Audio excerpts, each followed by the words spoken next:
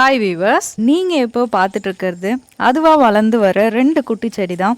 இது என்னடா இது சம்மந்தமே இல்லாமல் இந்த பிளேஸில் வளருதுன்னு பார்த்தா பார்க்கவே பச்சை பசேல்னு அழகாக இருக்குது. அதை நான் ஃபோட்டோ எடுத்தேன். சரி, அதை உங்களுக்கும் காமிக்கலாமேன்னு ஒரு வீடியோவாக மேக் பண்ணேன். பிடிச்சிருந்தா லைக் பண்ணுங்கள். தேங்க்யூ.